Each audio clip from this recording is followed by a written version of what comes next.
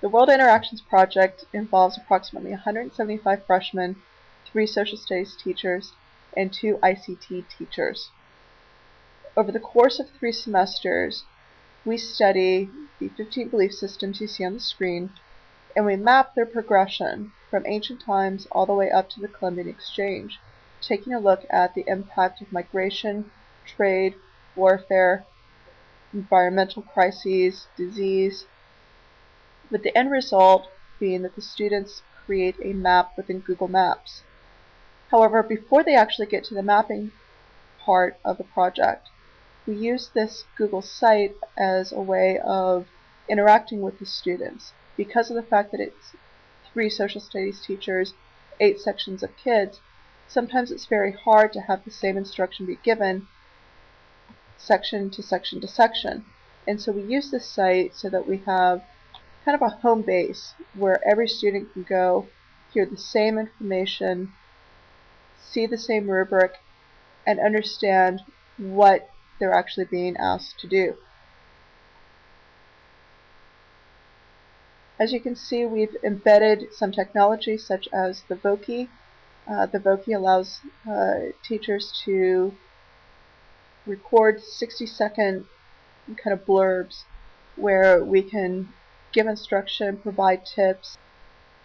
We have an archived Voki's page where students can go back and listen to previous instruction if they've missed a day, if they want to go back and make sure that what they're doing on their map is correct.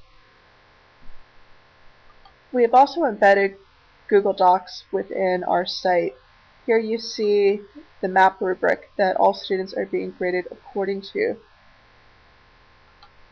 We also have over here our listing of our place marks, what's actually going to be going onto the maps.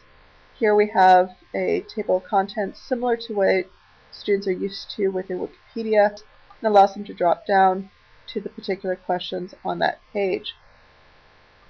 We also use this as a place where we can actually go and find where is the research being conducted. We started this project in the second quarter when we start talking about religion, and we first used Google Docs and had a Google Doc for each of the religions being studied. However, we found that it was very difficult to see which student was typing which piece of information, since we had 175 students participating in this, and while each student was given only one religion, you still had up to 15 students writing in one Google Doc, and it became a little bit difficult. So then we switched over to Google Groups. Groups allowed us to have discussion threads where you could end up replying to a particular thread. You can search for information. For instance, if I wanted to see what was being said about Buddhism, I could just type in Buddhism. If I wanted to look for a particular leader in Buddhism that we know is associated with migration, I can then type in the additional. Notice that I typed in Ahsoka, A-S-O-K-A. Depending on which translation you are reading, sometimes the students themselves will misspell. Not only will it pull up all of these responses, but just like in regular Google, it'll give you an alternative spelling. So it's much easier for us to actually navigate Google Groups and be able to see which student posted what piece of information and search for the information. So we like that better than the Google Doc. The end result of the project is a Google map. I'm going to take you to see the preliminary map that one of my students has started to create.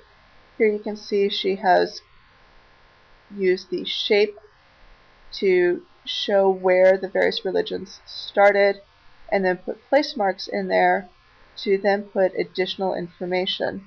For instance, again, if we go to India, instead of Buddhism, this one is Hinduism. Here she talks about the fact that there was no single person as a founder, and puts in information. The result of this project is when the students map this out, they start to see the different connections. between the different ancient civilizations, going into the medieval civilizations, such that when we gave them their midterm essay, which was to discuss the 3 methods of cultural diffusion and tell us which one they thought was the most effective, we had originally limited them to only 5 civilizations: Greece, Egypt, India, some of the Mesopotamian civilizations, and Israel. The students felt very constrained by that, and they were constantly saying, well, can't I talk about this civilization or this one? They really started to get the concept of how globalization has its infancy actually in ancient times. So we've been very pleased with this project.